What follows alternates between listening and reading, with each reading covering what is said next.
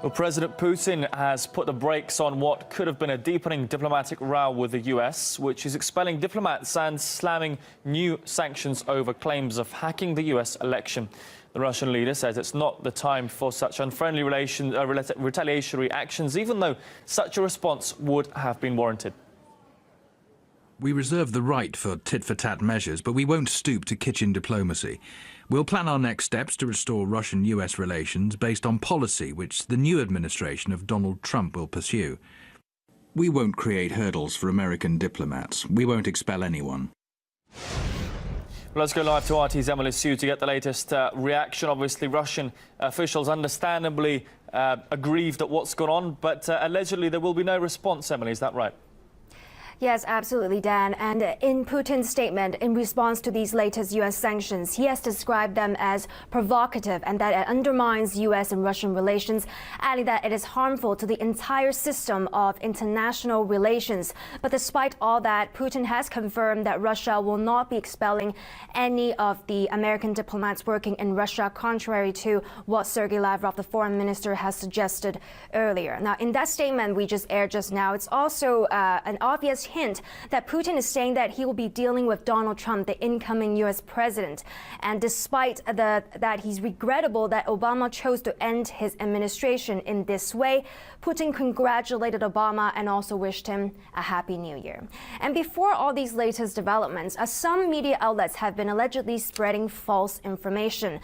Before the Russian government specified on any of the possible measures they will be implementing to counter these sanctions, CNN has cited an unnamed American official saying that Moscow has already closed down an Anglo-American school for kids of diplomats working here in Russia. Take a listen to their report. Russia now vowing to issue its own response to U.S. sanctions and has already ordered the American School of Moscow to close. That is a lie, and there is no need to say that Moscow denied or Moscow will not. Just say it how it is. CNN and other Western media outlets basing their reporting on official U.S. government sources have spread false information. Well, despite this diplomatic spat and growing tensions between the U.S. and Russia, Putin, in his statement, said that Russia will not spoil the holidays for anyone. And on a brighter note, has invited all the children of the American diplomats to join in one of the important cultural tradition of coming under one of the city's biggest Christmas trees in the Kremlin to ring in the new year and to join the New Year celebrations. And I'll be monitoring all the latest reaction from the Russian government here in central Moscow. Dan. Thanks for that, Emily. RT's Emily Sue bring us the latest on that latest diplomatic scandal. Well, President Obama's raft of expulsions and sanctions are being seen as a last swipe at Russia in his final weeks of power. Well, let's take a look at what's actually happened. The 35 Russian diplomats and also their families have been given 72 hours to leave the United States. Alleged harassment of American staff overseas was cited as the reason for that decision. It's one of the largest expulsions of diplomats from the United States.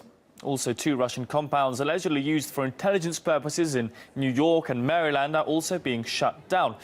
Now, the sanctions also target Russia's 2 main intelligence agencies. Let's take a look. 4 top intelligence officials have been blacklisted by the United States. On top of all that, there are measures against 3 companies that supposedly supported Russian cyber operations against the Democratic Party.